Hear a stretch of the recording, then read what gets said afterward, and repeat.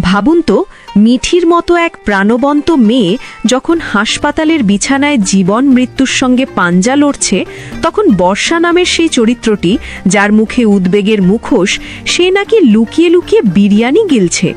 একদিকে যখন কমলিনীর বুক ফাটা আর্তনাদ আর চোখে জল, তখন অন্যদিকে নতুন নামের চরিত্রটি যেন লবণ ছিটিয়ে চলেছে সেই খোলা ঘায়ে। এ কি কেবল পারিবারিক কূটনীতি, নাকি এর গভীরে প্রথিত আছে দীর্ঘদিনের জমে থাকা ক্ষোভ আর অভিমানের এক পর্বত? বড় মাসিমা এবং লক্ষ্মীমণির মতো চরিত্রগুলি যখন বর্ষার অসঙ্গতি ধরতে পারছে, তখনও বর্ষা নিজেকে ধূর্ততার সঙ্গে আড়াল করার চেষ্টা করছে। কিন্তু সত্য কি কখনো চাপা থাকে?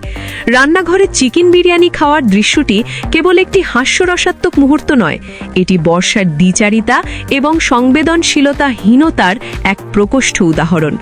হাসপাতালের টেনশন এড়াতে বিরিয়ানি খাওয়া, এটা কি শুধু নিজেকে ভালো রাখার অজুহাত, নাকি অপরের কষ্ট নিয়ে তার উদাসীনতার এক চূড়ান্ত প্রকাশ? অন্যদিকে কমলিনী যখন মিঠির জন্য ভেঙে পড়ছে, তখন নতুন তাকে আরও বেশি করে ঘা দিচ্ছে। তুমি তো নিজের ছেলে মেয়ের ব্যাপারে ভাবো, আর কারোর কথা ভাবতে পারো না।